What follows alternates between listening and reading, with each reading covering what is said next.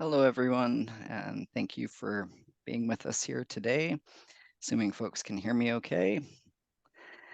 I want to welcome you and thank you for attending today's webinar, Building Financial Resilience, Understanding Credit and Debt and the Role It Plays in Domestic and Intimate Partner Violence, presented by Women's Equality in collaboration with our partners at FCNB.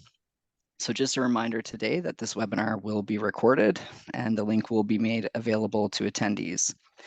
Today's session is also being interpreted, and you can find simultaneous interpretation by clicking on the globe icon at the bottom of your screen. And here you can choose from English or French streams, and I really want to thank our interpreters, Chrissy and Deborah, for joining us here today. The chat box is also enabled so that you can send comments to me as the host directly, and you can submit your questions to the panelists at any time using the Q&A function. And just a reminder that you can also send your questions anonymously. Today, we are very lucky to have a number of presenters here with us. Each will share their information and their story as we go through the day. So we have Roxanne McCarthy, who's a survivor. We have Julie Shand Ryan from Tanya Shand Memorial Fund to share Tanya's story. We have Corporal Kelly McIntyre, who's the IPV coordinator for Kennebecasis Regional Police Force. We have Dr. Jay Michaud, who's a program advisor for the Violence and Prevention and Community Partnerships team at Women's Equality. We have Marisa Salos, who's the Director of Communications and Public Affairs for FCNB, Financial and Consumer Services Commission. And we have Tamara Kelly, who is the Director of One Change. And my name is AJ Ripley, and I am the Acting Director of Policy and Strategic Initiatives at Women's Equality. And for those folks that don't know about women's equality, we play a pivotal role in advancing the cause of gender equality and promoting the rights of women and gender diverse people in our province. So we were established with a clear mission, and we work to address systemic barriers that women face in various aspects of personal, economic, and social security. We manage programs and develop policies and collaborate with government departments and community stakeholders on issues related to gender equality. And some of our files include pay equity, community-based sexual violence, coordinating government's response to missing and murdered Indigenous women and girls, domestic and intimate partner violence, reproductive health care, women in non-traditional careers, gender-based analysis plus human trafficking, issues facing newcomer women, and more. Today, we are so proud to be co-hosting this very important event with our colleagues at Financial and Consumer Services Commission of New Brunswick, also known as FCNB. FCNB is New Brunswick's financial and consumer services regulator, responsible for the administration and enforcement of provincial legislation that regulates securities, insurances, pensions, credit unions, trust and loan companies, cooperatives, and more. Not only do they regulate more than 36,000 industry participants who make their living working with New Brunswickers' money, they strive to educate New Brunswickers on their rights and responsibilities as consumers and provide unbiased information to help New Brunswickers build knowledge, skills, and confidence to make informed spending and investing decisions. FCNB works with many organizations to help improve financial literacy within New Brunswick and develop programs that will help New Brunswickers understand topics about the sectors that they regulate. So many folks in this room will know that November is Family Violence Prevention Month, which aims to raise awareness about family violence and promote strategies to prevent it. Family violence encompasses various forms of abuse, including physical, emotional, psychological, sexual, and financial abuse, and it can occur within families, intimate partner relationships, and even among extended family members.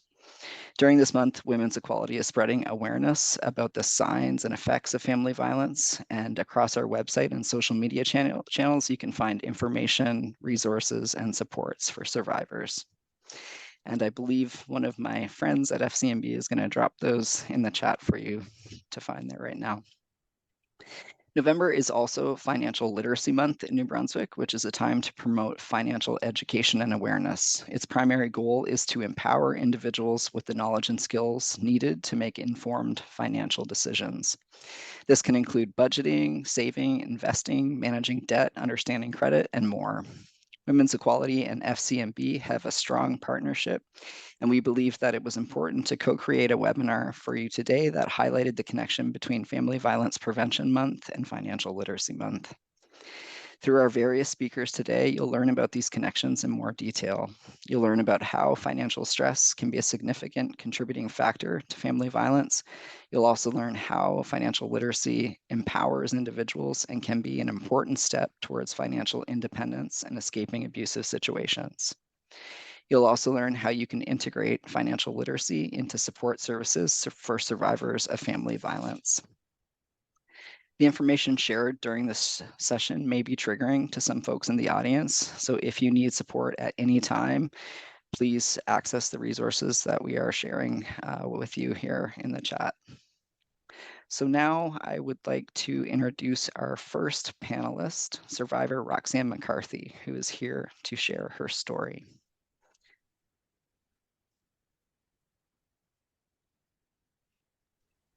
Hi, thanks AJ, and thanks everyone. I'm really excited to be here. This is such an important topic, so thank you for having me. I just want to tell a little bit about my story as a survivor from the financial perspective.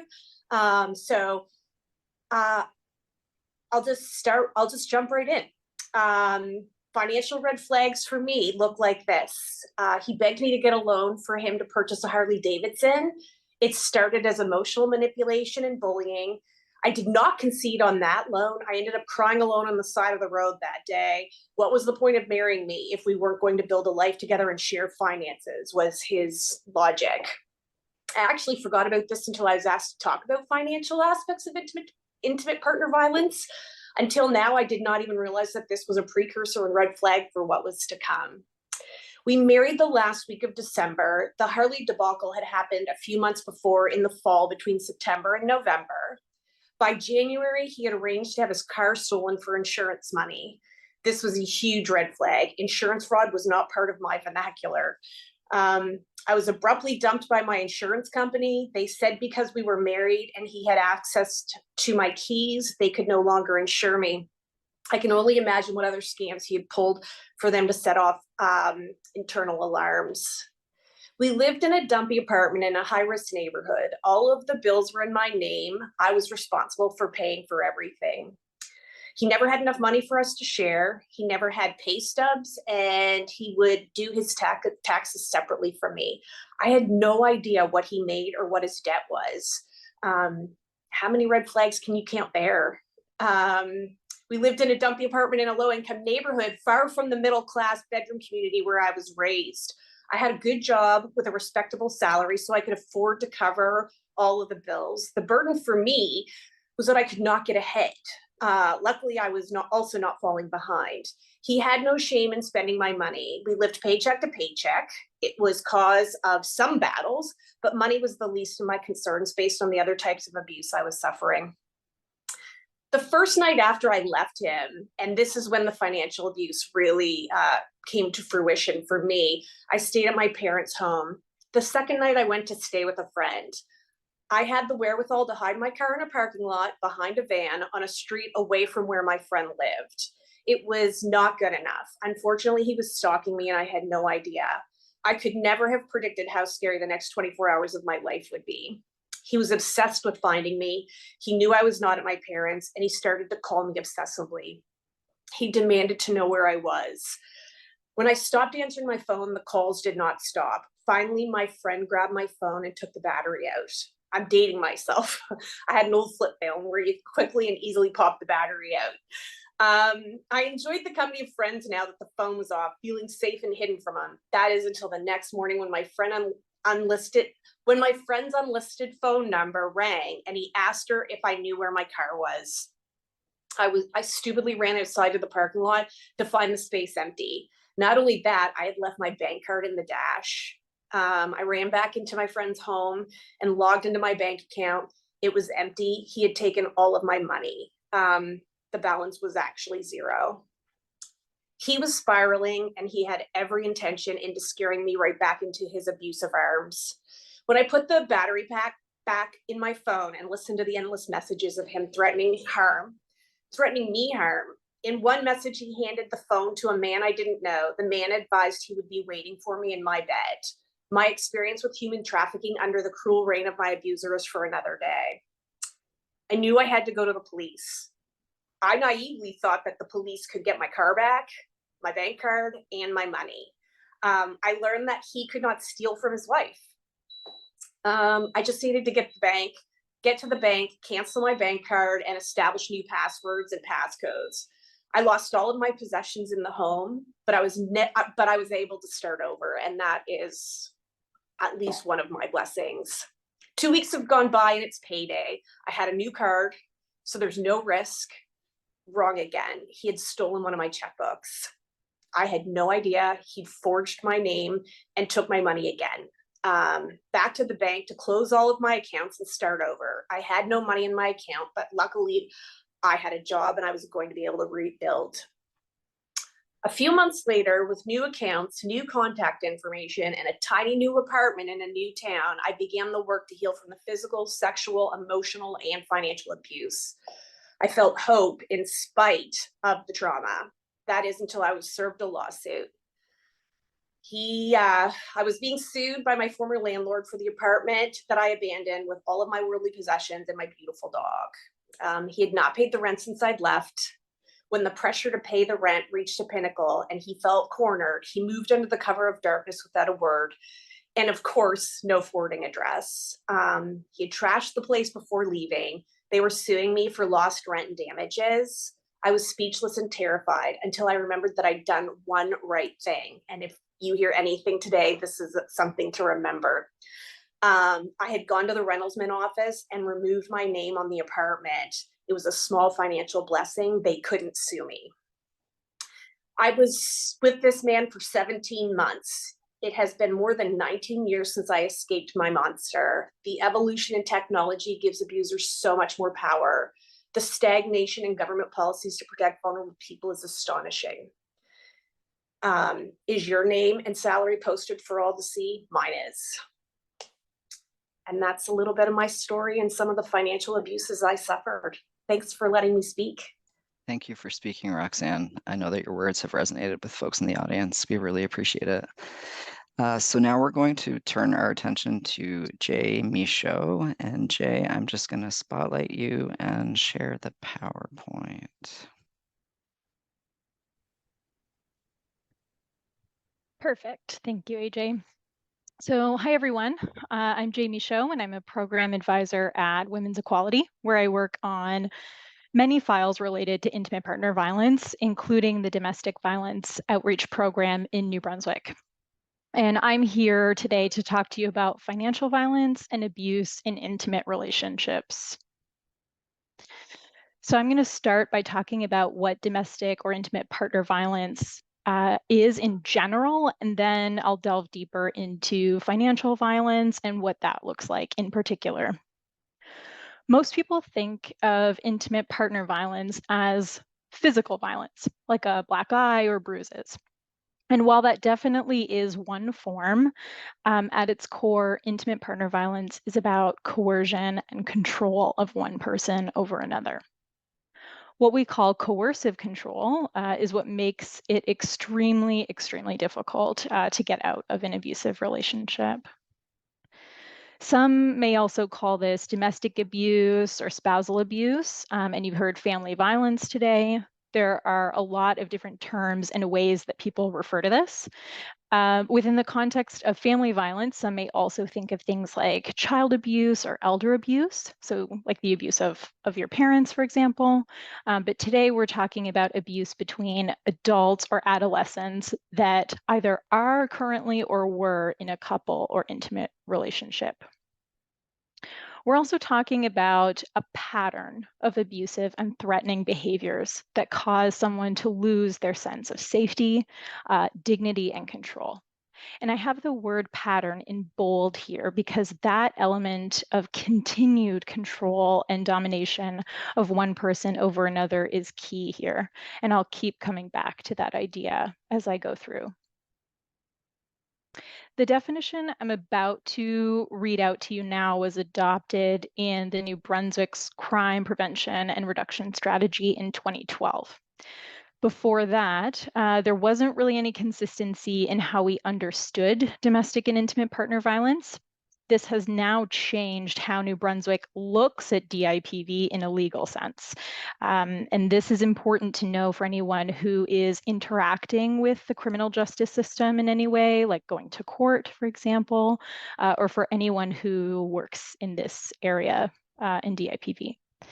Domestic and intimate partner violence is when a person who is currently or was previously in an intimate personal relationship uses abusive, threatening, harassing, or violent behavior as a means to psychologically, physically, sexually, or financially coerce, dominate, and control the other member of the relationship.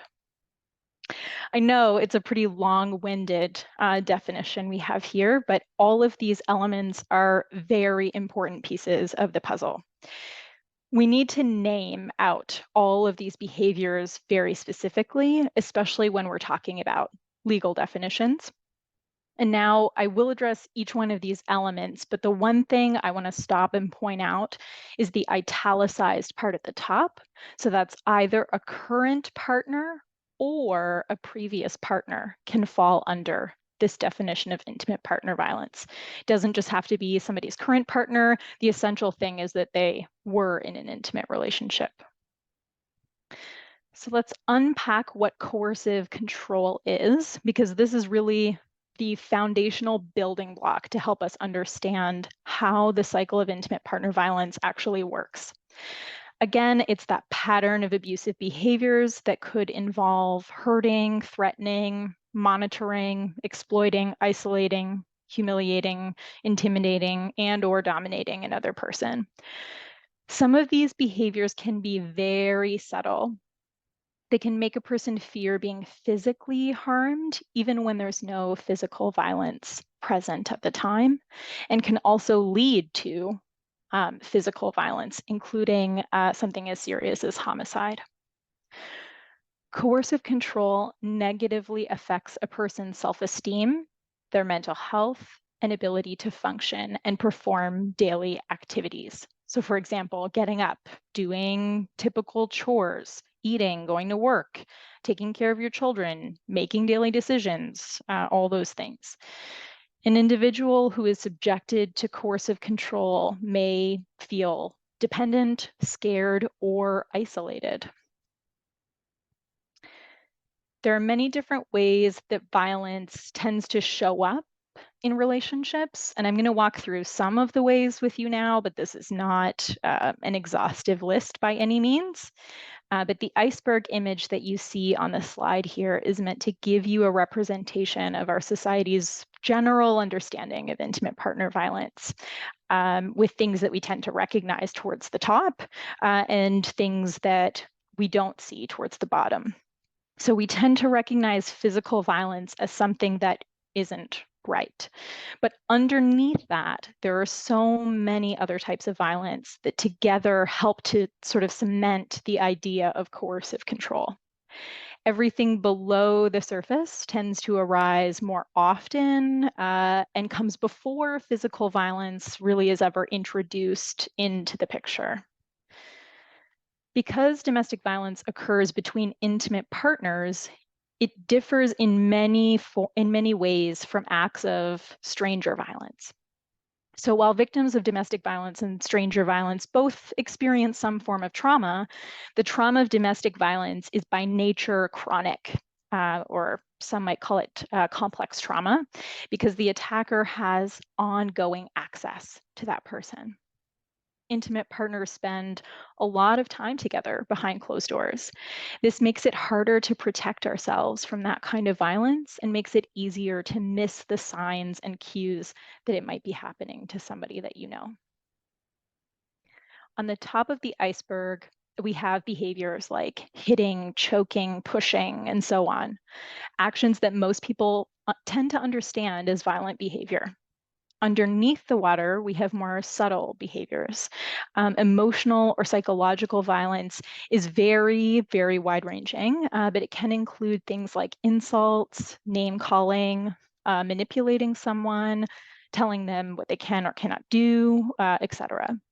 This is a very common form of violence that abusive partners use, and is often where the violence will kind of start, is on that verbal level. Next, we have stalking, which is called criminal harassment in the criminal code.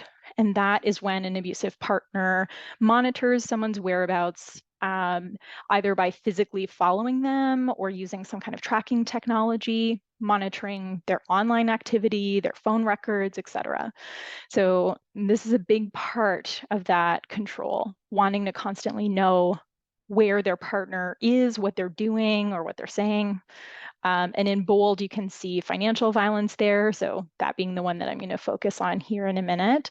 And I will unpack in detail. But the general idea is that financial violence is restricting someone's access to money as a means of controlling them. Spiritual violence is about restricting someone's access to their spiritual community. So that might be like through a place of worship and restricting their access there as a means of cutting off support and community for them. And lastly on this list, we have sexual violence in the context of an intimate relationship, which is forcing any kind of sexual activity or engagement with sexually explicit material. It could also be limiting someone's access to sexual or reproductive health. And this form of violence tends to be the most underreported form of intimate partner violence to police or really to anyone else. Even when sexual violence is happening and we kind of hear about all of the other forms of violence, this might be the hardest one for somebody to talk about and may take someone a long time to kind of reveal. Sometimes people will encourage survivors to leave a relationship, to get out immediately. Yet abuse often continues even after somebody leaves. Stalking, threats, verbal and physical abuse. Separation is a particularly risky time for somebody. Just because someone has left maybe the house or home that they share with their abusive partner, or they effectively end that relationship, that doesn't mean that the abuse itself stops. In fact, it usually gets worse around the time of separation, or can. People can stay financially tied up with an ex-partner for a very, very long time. Even after, they physically left and they're quote unquote safe. Financial violence is one of those things that can continue even when an ex-partner isn't necessarily physically in someone's life anymore. Financial abuse is a powerful way to control a person and to isolate them. It's cutting them off from any resources that they may need for basic survival. There's both kind of a financially abusive element here and an emotionally or psychologically abusive element at play as well. To unpack exactly what financial violence is, it's about controlling someone's ability to make, use, or maintain any of their financial resources. So as a result, the abusive partner is the one maintaining control over financial decisions, ensuring that they're the ones deciding, what gets bought and when, et cetera. So they have that control.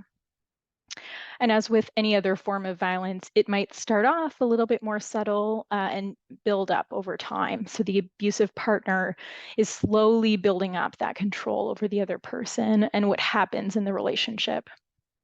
Again, that idea of control rears its head here. Money is a really powerful tool to control someone with. What can we really do in today's world without access to money or some form of finances or a job? As I said before, this can happen even after a relationship has ended. Anyone who's been through a divorce or separation, even an amicable one, will know just how long it takes to untangle ourselves from someone else financially. And controlling partners who use abusive tactics will take advantage of this type of power to gain and maintain control.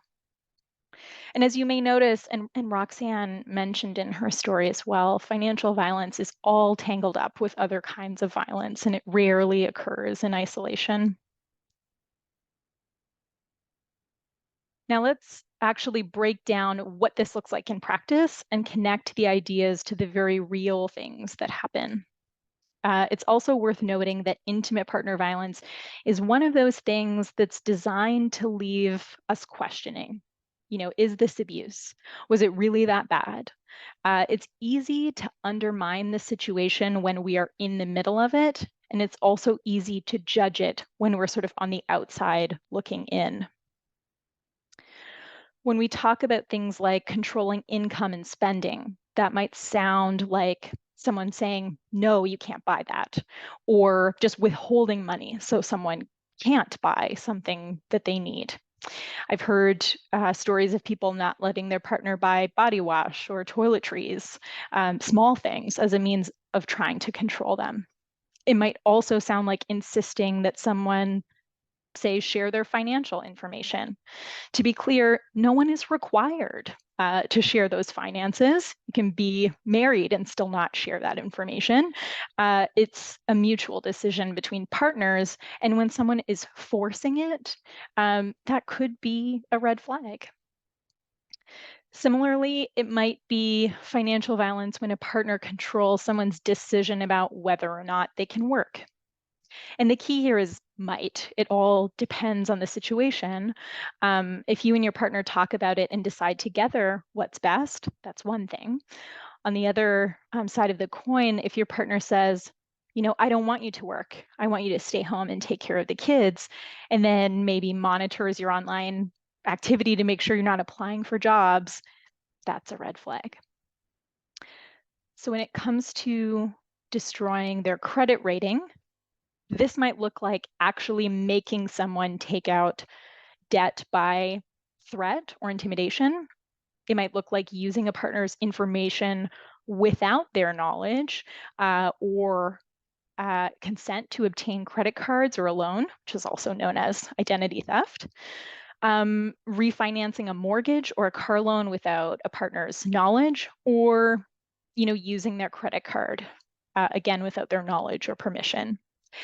But alternatively, it often shows up with the use of coercion, which would sound more like convincing them to take on debt or sign financial documents, or coercing them into thinking that, no, it's best if a mortgage or loan gets signed into their name instead. They might even convince someone it's a good idea and then not help with payments and blame them in turn for not taking care of their own accounts or their money, et cetera. It often sounds like the promise of something good and somehow using their partner's name or credit, which tends to happen quite frequently and leaves people in debt and feeling lost or stuck in the situation. Accruing debt in someone's name has very real impacts on their life moving forward and enables the abusive partner to maintain control. So, what makes financial violence so powerful, and why does it make it so difficult for someone to leave an abusive relationship? When financial violence is present, it puts significant barriers on survivors. Emotionally, it might sound like, wondering if it's possible to afford housing, especially now when New Brunswick is in a housing crisis. This question might come up a lot. Or it might sound like asking if it's possible to meet the financial needs of your children, whether or not it's possible to find work, and so on. Financial violence is the act of continuously placing someone in a state of financial insecurity. And that can be such a significant reason why a person would either struggle to leave, or perhaps they might return to a violent relationship. When we can't meet the basic needs of ourselves or our children, this can not only be stressful, but it may be completely prohibitive for people, especially if people aren't aware of or can't access supports that will help them meet those needs. So knowing all of this, financial resilience can be part of a path to healing for those who have lived through intimate partner violence. And that's why we're talking with you about credit and debt and how to build your own financial knowledge. understanding credit and debt is an important step in building financial knowledge and resilience. And this webinar is also about giving those who have lived through abusive and violent relationships the power back. Building financial knowledge can help break those cycles that keep people in those relationships. Thank you, Jay, so much for sharing those insightful words. We appreciate it. Lisa, I am having trouble spotlighting the speakers, so if you could spotlight our next speaker, I would really appreciate that. And it is now my honor to introduce Julie Shan Ryan, who will share some of her sister's story. Julie? Yes, can you hear me? I can, yep. Okay, well, thank you, AJ, and thank you for everyone for being here and inviting me to be here today. My name is Julie Shan Ryan. I am one of the founding members of the Tanya Shan Memorial Fund. I have a little bit of a different approach to the way I spread the message about domestic abuse and its many forms. I tell my family's story. I tell my sister's story. But first off, I do want to point out there's currently wonderful tools out there to help when working with survivors, and the information just keeps getting better all the time. But of course, you are going to hear victims still say, this isn't going to happen to me. Unfortunately, my sister's story or Tanya's story is proof that it can. Tanya was well known and loved by anyone she met. She could have been counted on to help anyone in need. She grew up in Rothsay, New Brunswick, suburban family, 2 loving working parents, a dog, cat, summer vacations and PEI. She worked at McDonald's. Some would say safe, average, maybe even a little boring. Tanya graduated from Kennebecase's Valley High School and then continued her studies in Halifax, Nova Scotia, where she received her certificate in massage therapy. While living in Halifax, she met and dated her ex-partner. When she discovered she was pregnant, she had made plans to come back to her hometown and work in her field and raise her daughter closer to support. Due to her relationship with her ex, she quickly ran into financial trouble and was unable to follow that dream.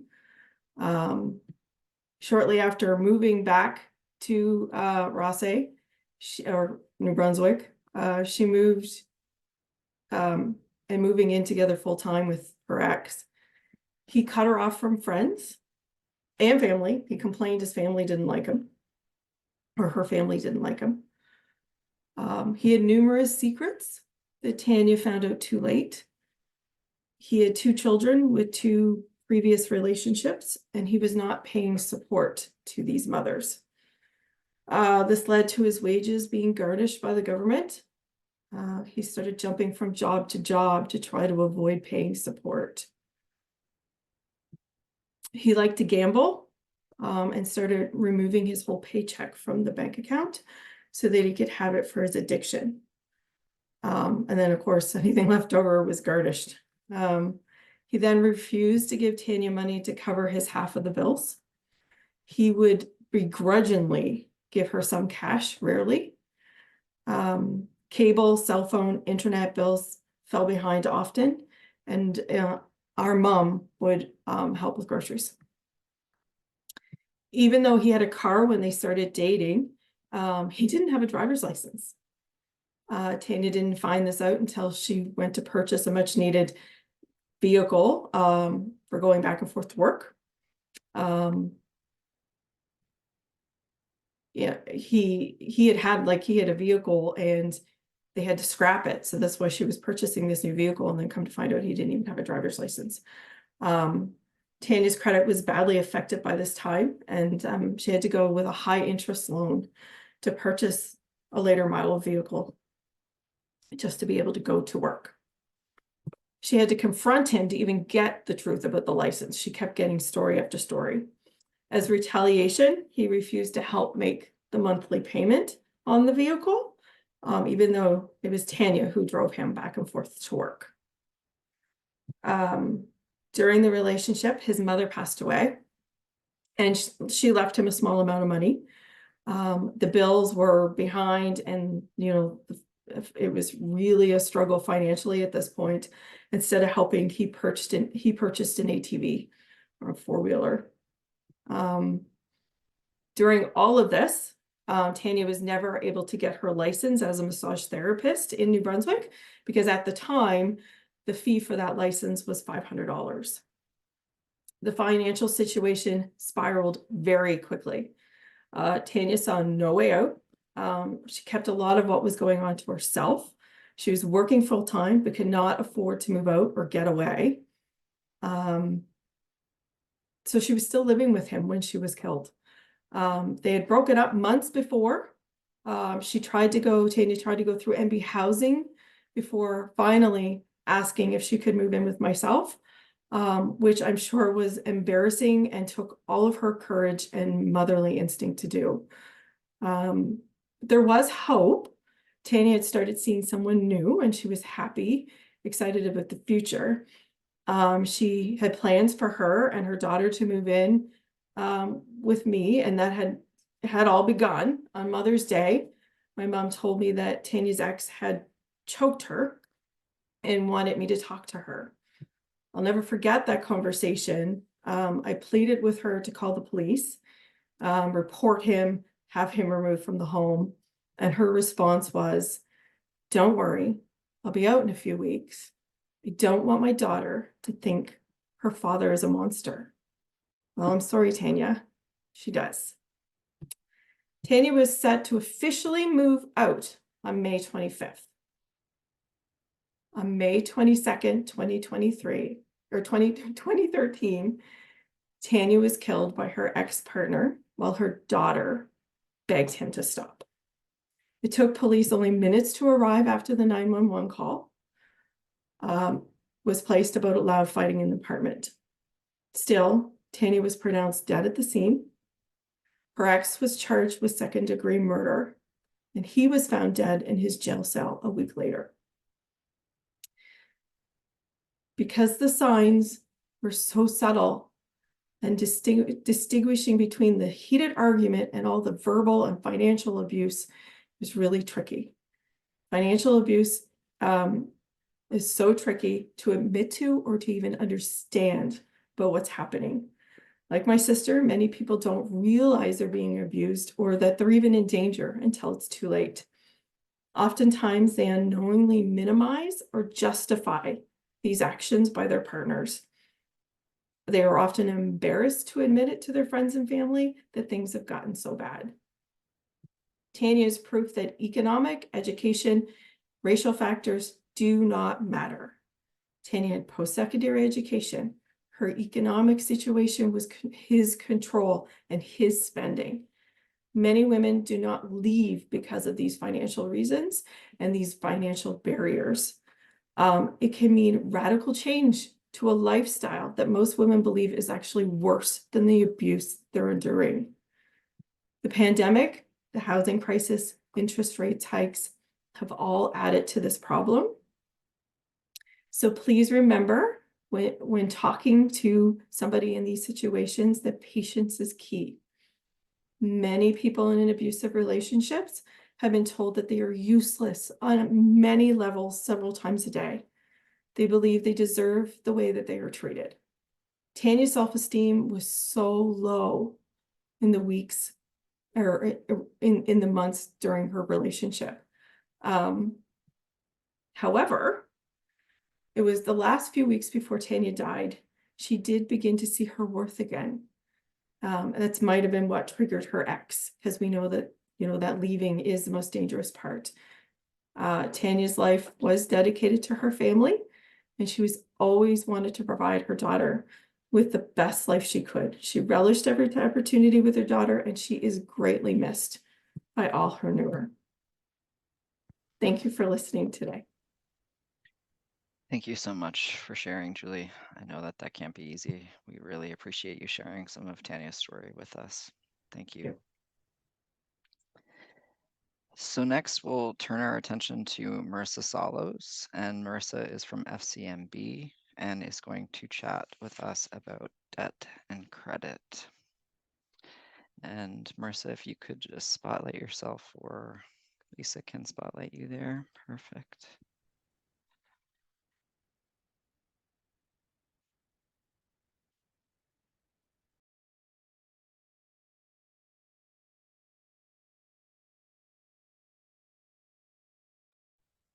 Oh, we're just having a little bit of trouble hearing you. I think you might be muted. Is this better? Can you hear me okay now?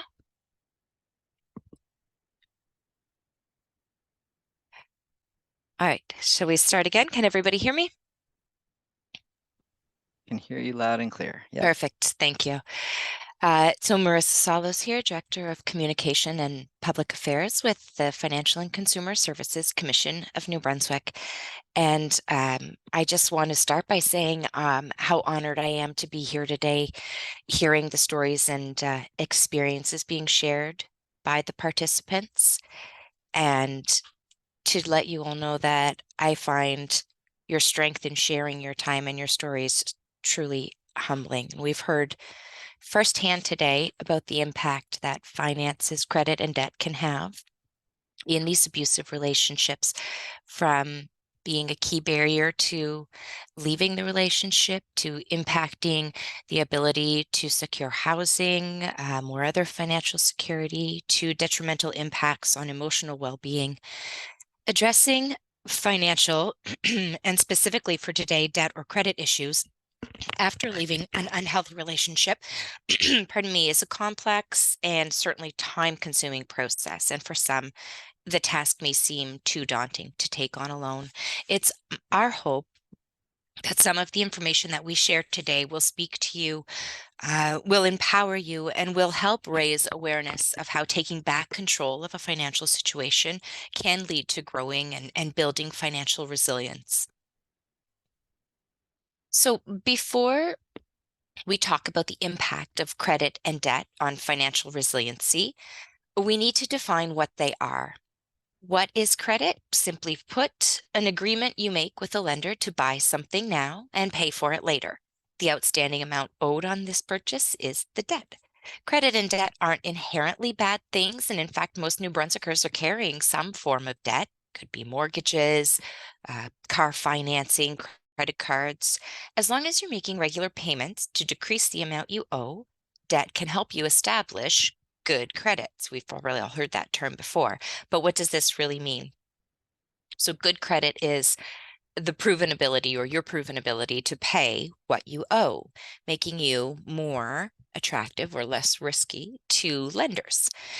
If you have a demonstrated track record of good credit, it can be easier to borrow money or be approved to borrow money, and you may be able to negotiate more favorable borrowing terms, such as lower interest, as an example. If you're unable to make regular payments on your debt, you could become more of a credit risk to lenders. This can make lenders reluctant to let you borrow money, and even if you qualify to borrow, you may be subject to higher interest rates because of the higher risk to them, which could lead to an inability to make payments, which means an increased credit risks. As you can see, it really becomes a vicious cycle, and this is why laying that foundation of a good understanding and building responsible borrowing habits is really important. But you can also see how this can be incredibly impactful to your financial health should somebody be taking advantage of your financial situation. For example, Roxanne shared what, in retrospect, were red flags for her, and how these can be hard or even impossible to see when there are so many more pressing safety concerns when just trying to survive and escape an abusive relationship. Or the iceberg and the patterns of control that Jay spoke of can also make even these red flags, which are easy to recognize in hindsight, in the moment seem almost normalized. So what we're here to share today is an example of the kind of free educational materials that FCNB provides to help understand credit and debt. This information is provided through in-person presentations that typically our education coordinator, Lisa, would be delivering, online and educational content and different worksheets. So we're sharing it today because we believe it can help provide context to conversations about credit and debt when the topic can seem so overwhelming. We believe we can help empower young people by sharing this information to help them build that good foundation, good habits, and increased awareness when there are some of those red flags. We can help empower survivors by sharing information to help them understand and navigate this very complex journey to rebuilding their financial position and regaining their financial resiliency. So we're going to take you through a bit of an explanation showing how we share information about some of these different concepts of credit. So there are several different types of credit: fixed credit, like a car payment, mortgages, leases, and open credit. Open credit is when you have money available to borrow should you need it. So this could be like a credit card or a line of credit. And in our society, it's pretty common to need some form of credit to book, for example, a hotel, to rent a car, or to buy things online. So responsible use of credit is a good way to build good credit and pay off debt in the least expensive way possible. So we're going to give an example now of purchasing and paying off on credit cards. And this can be a really great way to just give a visual of how impactful your payment habits can be on how much a debt really costs you. So as an example here, we have Jennifer, Alina, and Mark, and they each bought the same television for $650 on their same credit card at an interest rate of 19.99%. Jennifer paid $650 on her card right away and paid $0 in interest. So by paying off the charge immediately, she didn't have to pay any interest charges. Alina made $50 monthly payments on her purchase, resulting in paying $89 in interest over the time of paying off the loan. And it took her 15 months to pay for her television. So the whole cost of the television was $739, including interest. Mark was able to make the minimum monthly payment on his $650 purchase. This accumulated $553 in interest costs. His television, his $650 television, cost $1,200 and takes years to pay off. This shows that cumulative impact of interest. Now, if we look at how would you maybe rate these borrowers, Jennifer pays her balance off right away, avoiding interest payments. Great. Well, this is a best practice. Being able to do that is not necessarily a reality for everyone. Alina is borrowing responsibly, developing a repayment plan and sticking with it. So by paying it off more slowly, she accumulates some interest, but the regular payments keep it to a manageable level. Mark, by only making the minimum payments, ends up paying almost twice as much as the original purchase price of the television. So, like I said, it's a way to really starkly show the impact of and the numbers behind the concept of making only the minimum payment as being actually a very expensive way to pay off debt. Now we're going to go through a little bit about line of credit and credit cards. So what's the difference between a credit card and a line of credit? A line of credit is a type of pre-approved loan that allows you to borrow money when you need it. It typically comes with a lower interest rate than a credit card, as well as the ability to make interest-only monthly payments. So for example, the interest might be automatically debited from your bank account, and then you choose how much additional payment towards the principal that you would make. Having a line of credit and making regular payments towards it also helps establish good credit. Say a tree falls on your roof and it's not covered by your insurance, or your washing machine stops working and the warranty has expired, or your living situation changes and you suddenly have to put down a deposit on alternate accommodations for you and your children. In all of these situations, a line of credit can provide you with the funds you need with flexibility in how you repay them. And so every time you apply for credit, or even in some cases, some utilities, the lender, financial institution, or the service provider will look at your credit report. And so that's the story of your borrowing habits. Your credit report tells them if you have a history of making payments on time or missing payments, how much credit you have available, and how much debt you're carrying.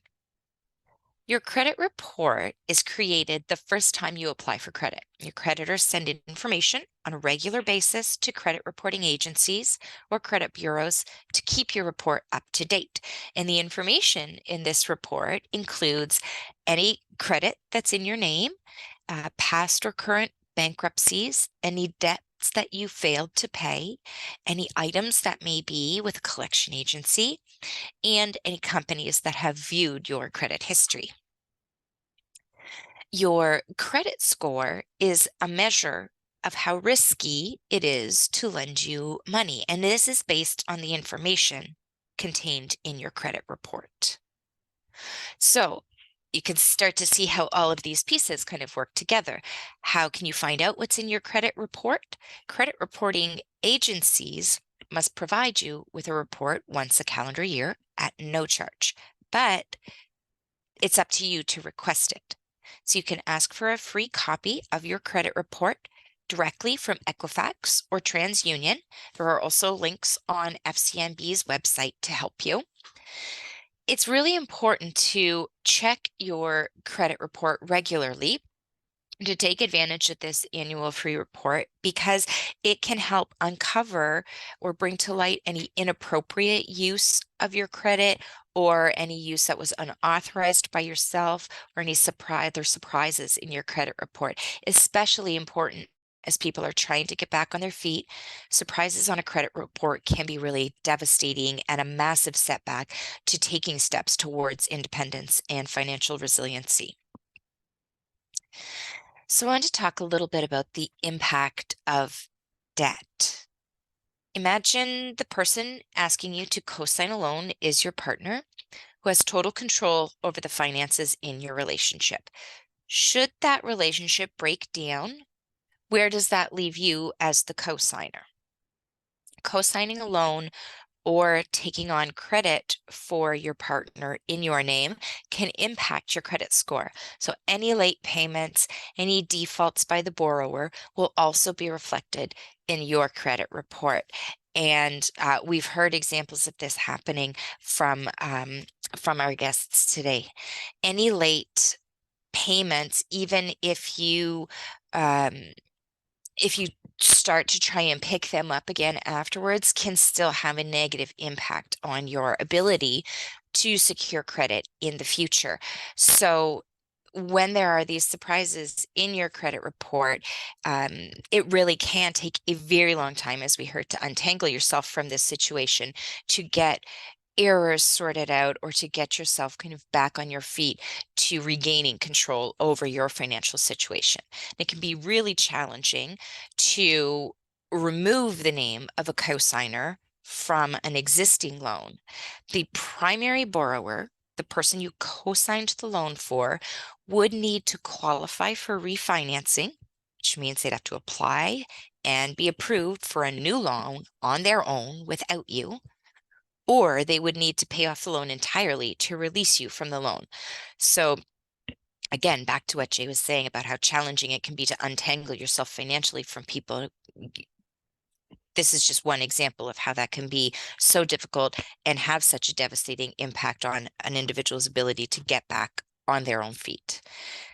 Things like interest rates, amortization period, additional fees, and total costs of the loan are all things that should be explained by a lender before you sign on to a loan. So if you're sitting there, you're listening to this information, you're confused or uncertain, the employee at the bank or the lender that you're getting the loan from should be able to take the time to answer all of your questions. Again, going back to some of those red flags, if you're feeling pressured, whether it's by the credit lender or by a partner, to take on credit that you don't fully understand or that you're not comfortable with, definitely a red flag. Another potential impact on your credit is having too many credit cards. Often you're asked at department stores or other retailers if you would like to apply for their card. Maybe they offer perks or incentives to sign up. While it may be really tempting as a way to kind of easily make purchases at these locations, having too much available credit can increase the risk to potential lenders because they look at the total amount of money someone could potentially borrow, since they know that anyone could max out their credit at any time. If they think that somebody might not be in a position to repay their debts, credit scores can go down. Another thing to remember is that each time you apply for any type of credit, including credit cards, the multiple applications can even have a negative impact on your credit rating or your score. And finally, too many credit products taken out in your name can also put you in a cycle of debt that can be very difficult to get out of.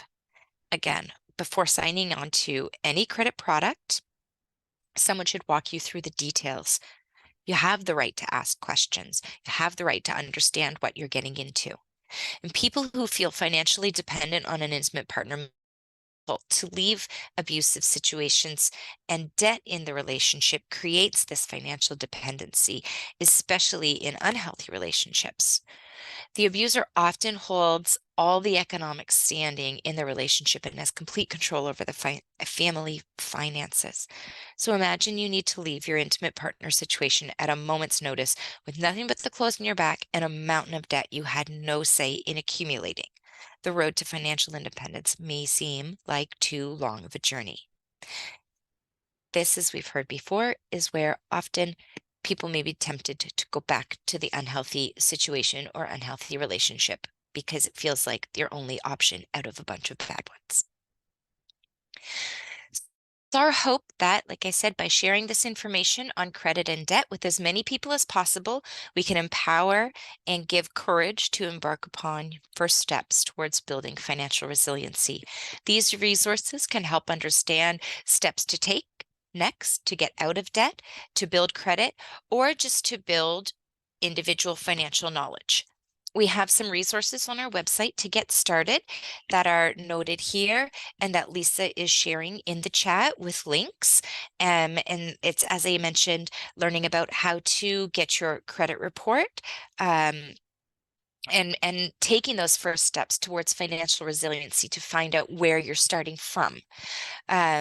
We have a budget builder, which is a guide and a template to building a budget that works. We have the document, The Record Keeper.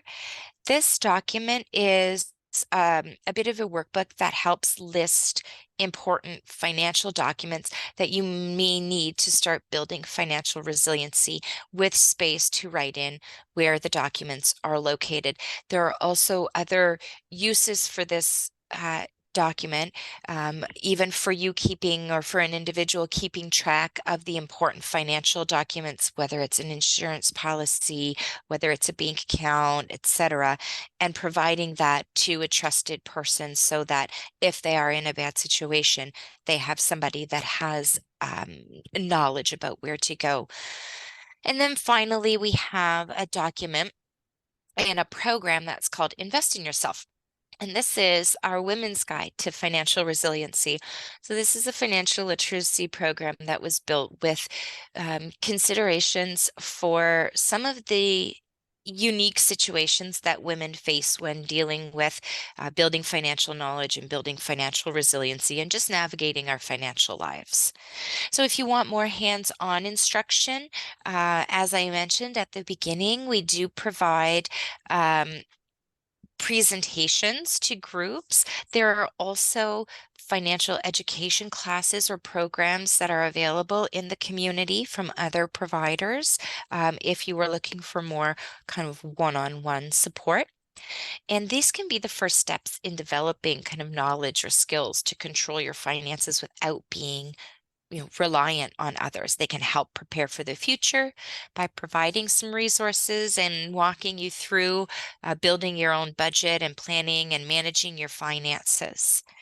Other resources could include personal finance podcasts and blogs that are made specifically to help people build a financial foundation. There are lots of great podcasts and blogs out there, and it seems that they're written or provided for people of a variety of different situations, knowledge levels, interest levels, or even just different styles that you like listening to.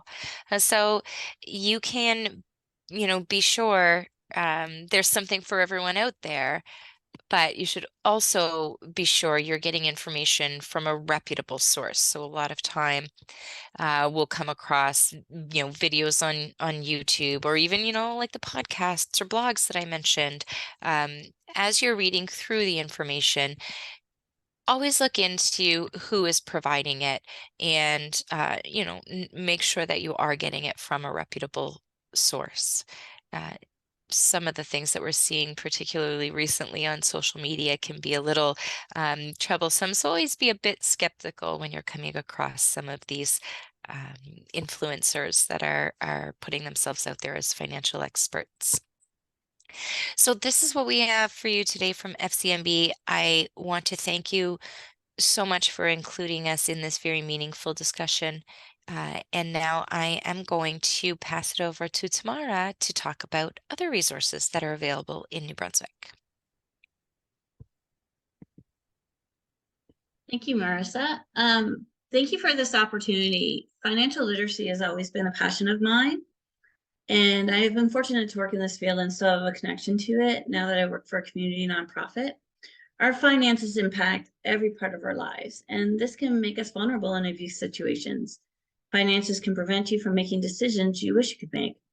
What I hope to accomplish today is to give you some perspective on how you can manage your finances through the changes in your life and be as successful in that endeavor as you can be. Every situation is unique, and there are a lot of resources that can help you. Starting today, what you can do to help your finances going forward.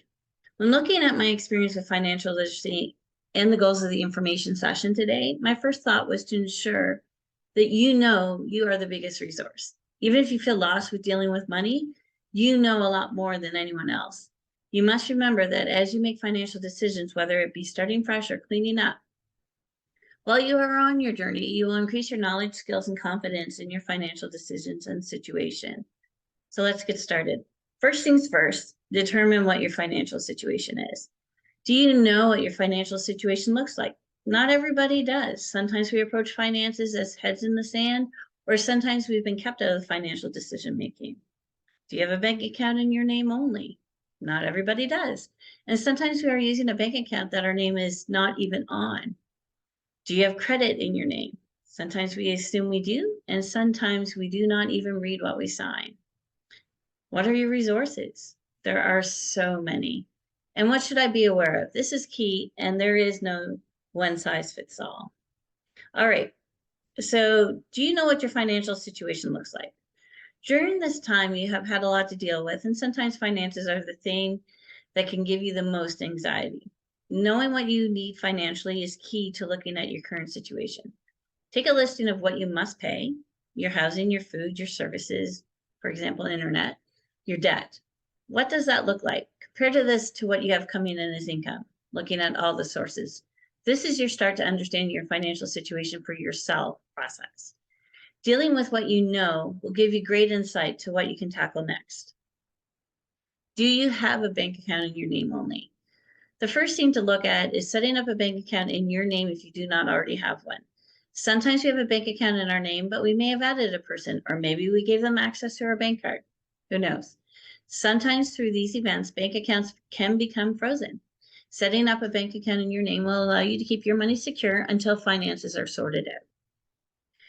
Things to consider and ask yourself. Should I set up a different bank account? This can be helpful if you want to cut all ties with sorting out your finances. Do you have statements that have the account information on it? Look through your drawers. Do you have copies of banking documents that you've signed? Going forward, always keep copies. Are there multiple financial institutions that you're dealing with? This may require many appointments. Don't be shy in talking to your bank about what is going on. If you're worried about someone trying to get into your account, you can place alerts. It may mean you may have to authenticate yourself more than usual, but it can be worth it in the long run. Your bank can also provide you with a printout of your account, which would include any debts and savings registered with the bank under your name. On that, you should see what may be a joint account. Your online banking can provide you with this information as well, if you would prefer to manage it yourself. One thing to be aware of is that if you have investments with an institution, it could be in a separate entity and not necessarily show with your everyday accounts. Use your gut. If you think something is missing, keep looking for it. Do you have credit in your name? For some, this can be a lot to go through. Perhaps you have a mortgage, car loan, line of credit, credit cards, and there are 2 names on them. This can be difficult to remove your name from the other person on those credit items. Every situation, again, is unique. But sometimes when there's already abuse, a person can find themselves in a situation where they have signed documents under duress or signed things to keep things calm, so as you can possibly do at that time. So again, your first step is seeing what your bank has listed under your name. Are there joint accounts where both names are listed? Have you guaranteed a loan for someone? The next step is to look at any documentation you've kept. Did you buy furniture together? Is this account paid? If it is it still open? Sometimes with payment plans, we think the account closes once paid, but that is not always the case. As Marissa from FCNB outlined in her presentation, having a copy of your credit report is really important. After you have secured reports, you can determine if there is a service that is offered that you could use, but do remember there can be a cost with that. Sometimes we choose to incur a cost to save on possible anxious moments while going through things within our personal life.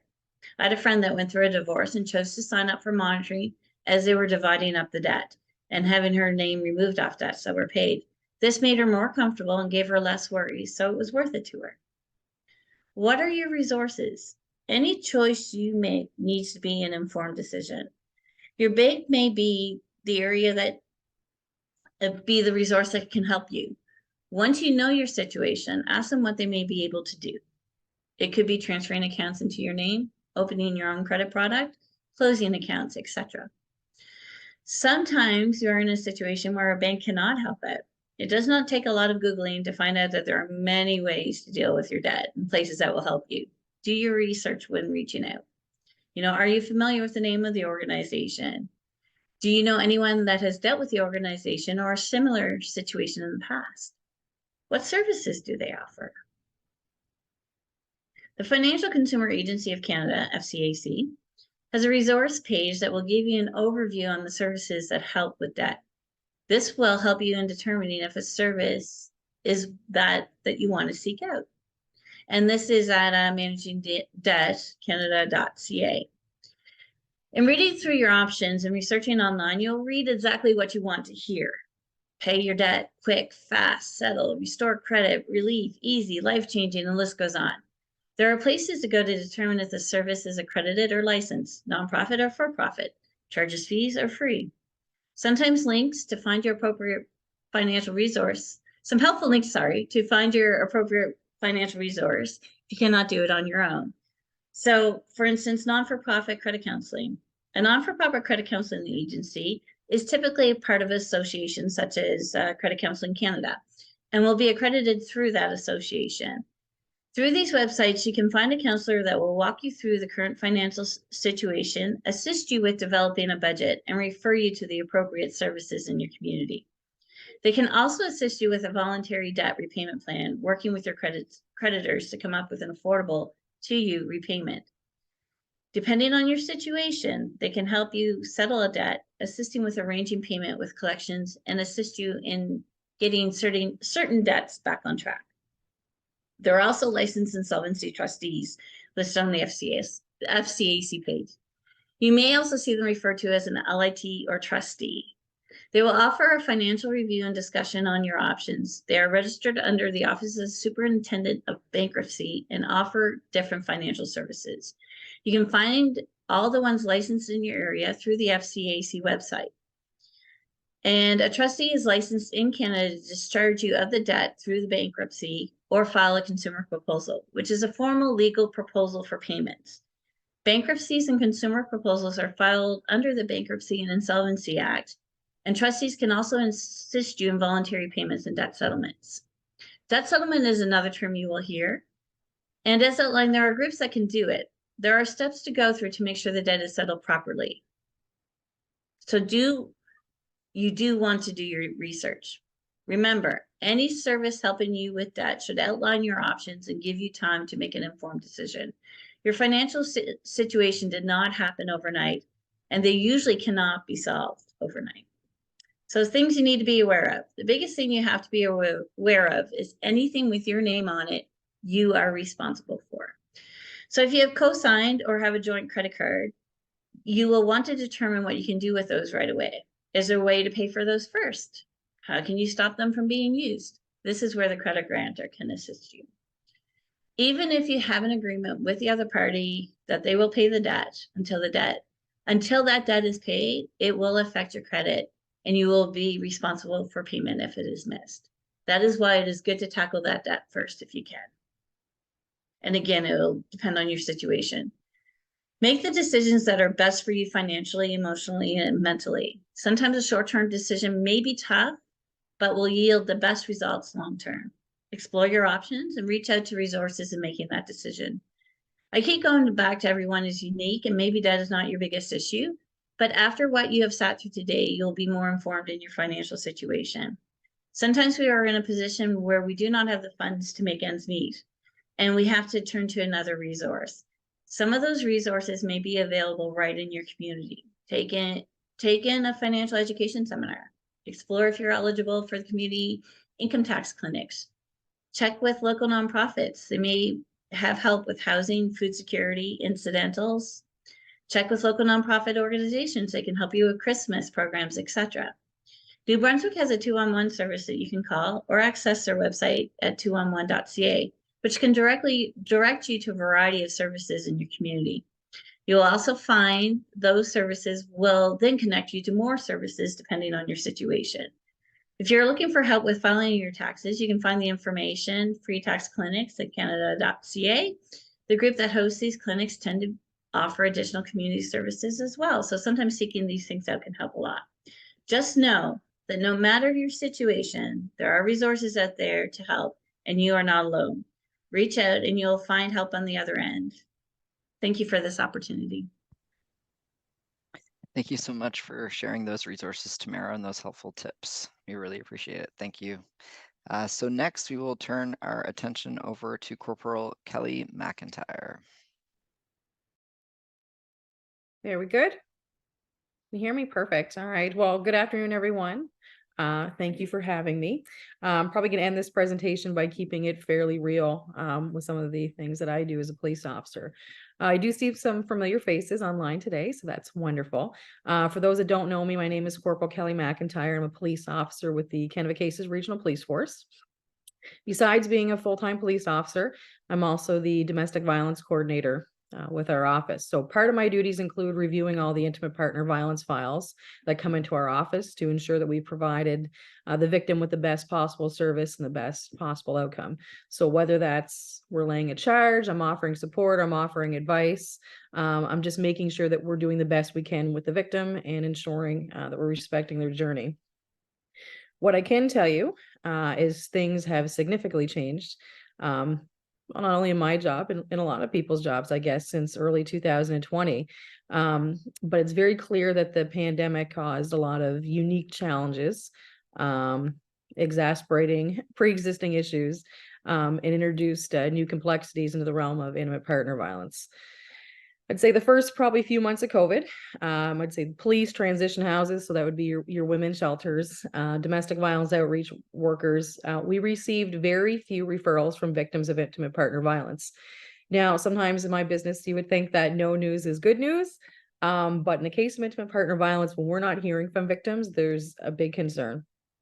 Then what we found during that time is that several of victims, several people that we work with on a regular basis, they became locked in their homes with their abuser. So it was a lot easier for the abuser to maintain full control.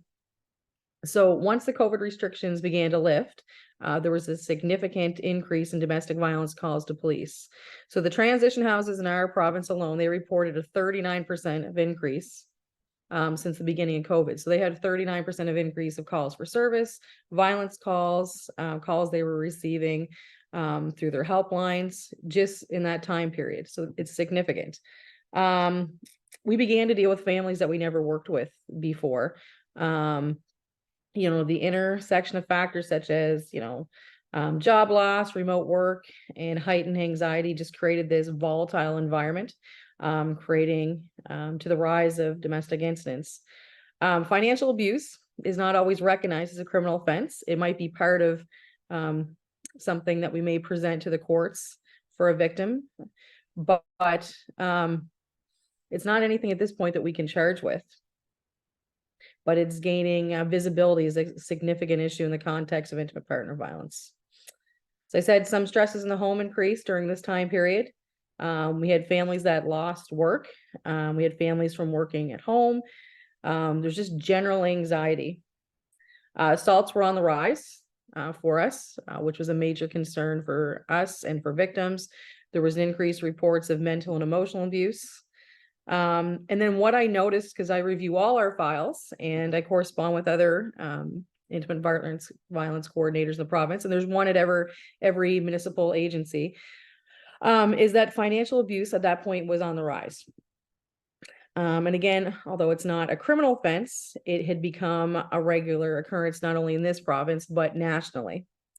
The cases that you heard from this morning from Julie Shan Ryan and Roxanne McCarthy are all too real in this province.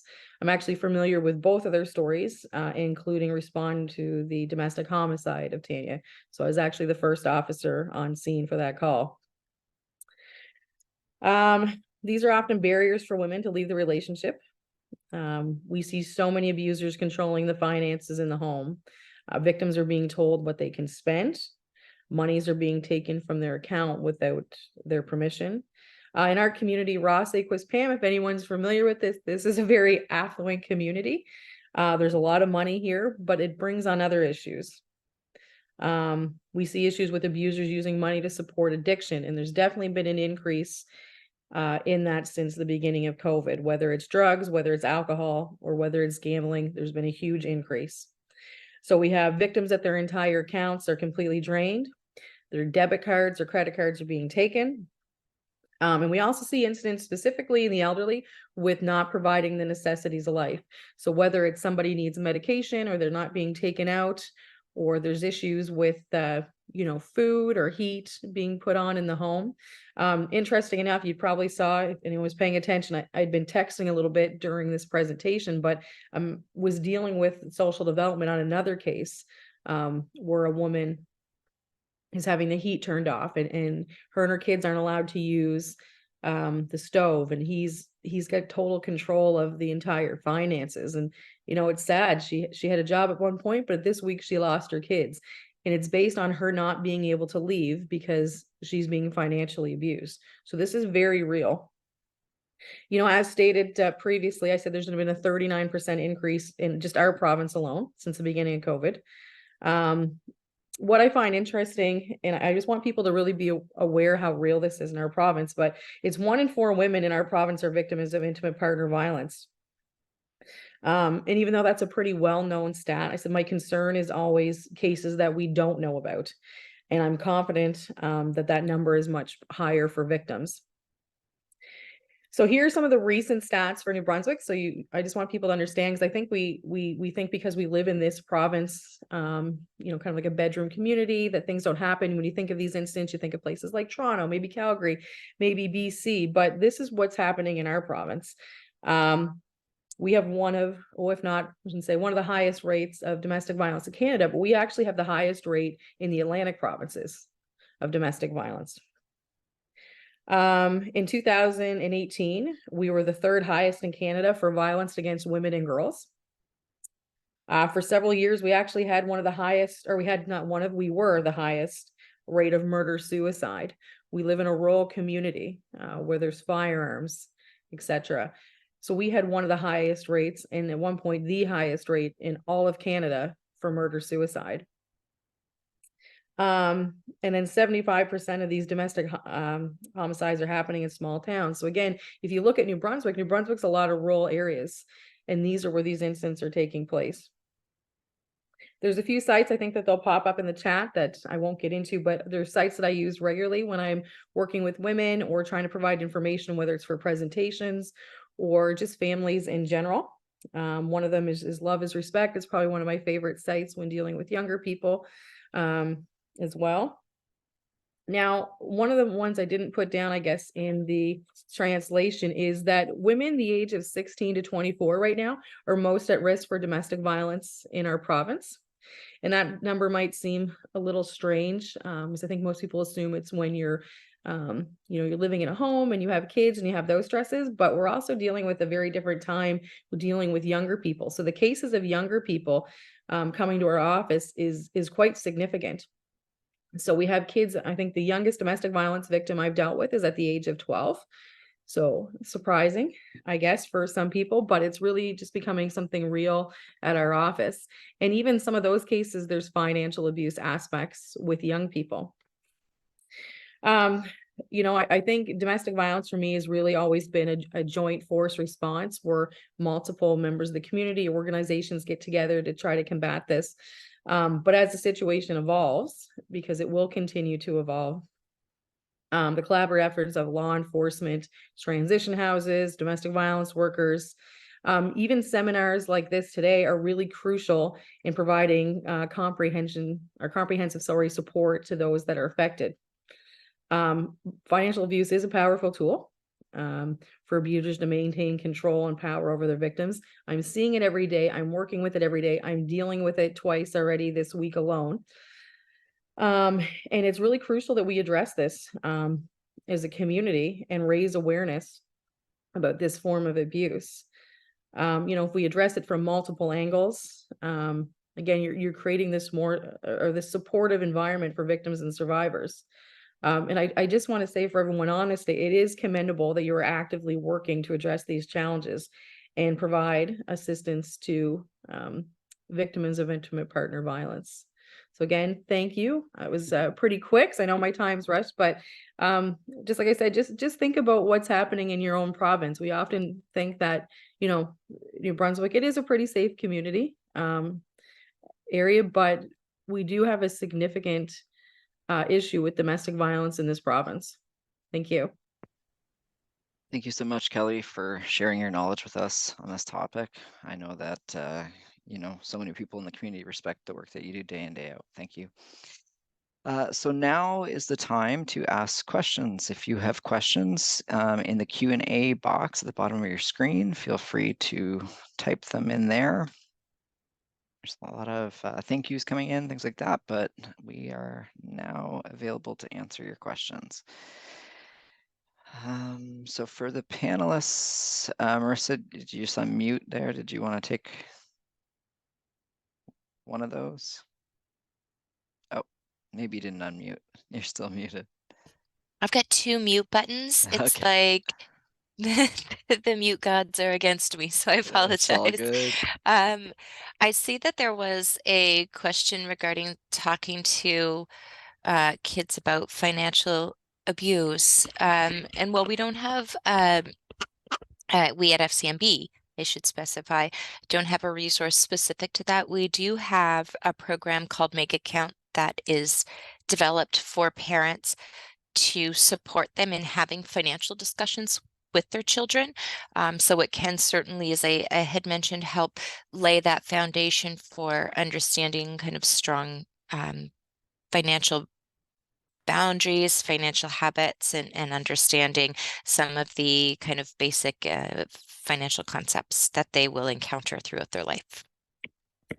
Can I just step in there just for a sec, Marissa? There's also Investors Group actually has a program on teaching kids at a very young age about finances and information. That's actually something we're bringing into our community in 2024. Some of the other communities have recently received funding through a program called Guns and Gangs. It's a federal grant. So I think you may see some of this information because one of the things that we talked about recently at a provincial meeting was bringing this to light in the next few years. So I do think that you'll probably see it in most of your communities. Thank you for sharing, folks. There was another question. Jada, do you want to answer that question live, or has that been answered? That one's been answered. That's just okay. Yeah. Great.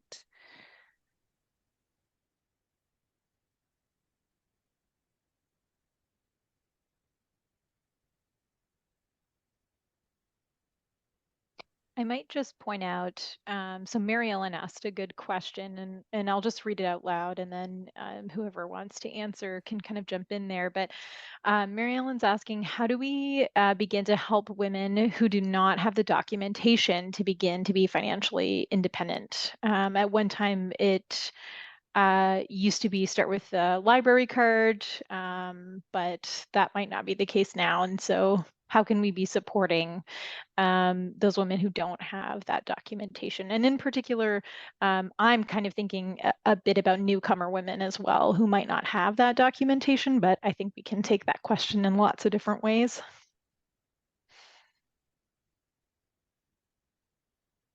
I'll tackle a little bit of that. Sometimes some of the community nonprofits do actually have some ways in assisting with that. So it would be reaching out to, like, so for instance, in St. John, there's 5 priority neighborhoods, and we each have a navigator that can help somebody go through that system. And same with, in particular, newcomers. There are organizations that are specific to newcomer situations, and if they reach out, there may be either funding to access where they may pay for an ID. That's not always guaranteed. Or they may be able to help you get through the steps so you know what you need to do. So in both cases, those would be areas you could reach out to and looking for documentation. I think also we have Hestia House in our area, but there'll be other areas in the province where you have transition houses. So a lot of times people think that you have to go to a transition house and you have to stay there, but a lot of them just offer daytime programs, and they can help women navigate through this. So you can actually just walk in, sit down, and work with someone. And the other one is Second Stage. We're really lucky here with Julia Foregraves. She's phenomenal. I use her all the time. She's helping me with a case right now, but she navigates a lot of that for us. So those are 2 organizations within your communities that you can reach out to that can help women navigate it, where you don't necessarily have to stay there either.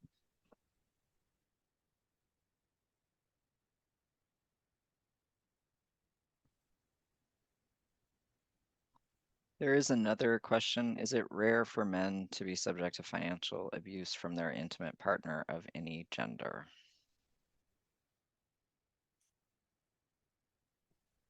So I'll just jump in on that one maybe first, and then whoever else wants to jump in behind me, go right ahead.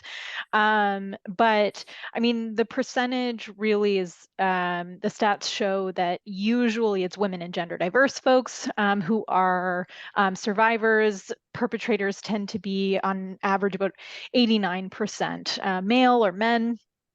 And I don't have the exact stats in front of me, but it's somewhere in the 80s from what I remember from my other training for women. So it's not that they can't be, but are they often? Not really. This is kind of a gendered issue that tends to affect women and gender diverse folks more often, but it can happen. Yeah. I don't know if anyone. Were you gonna jump in there too, Kelly?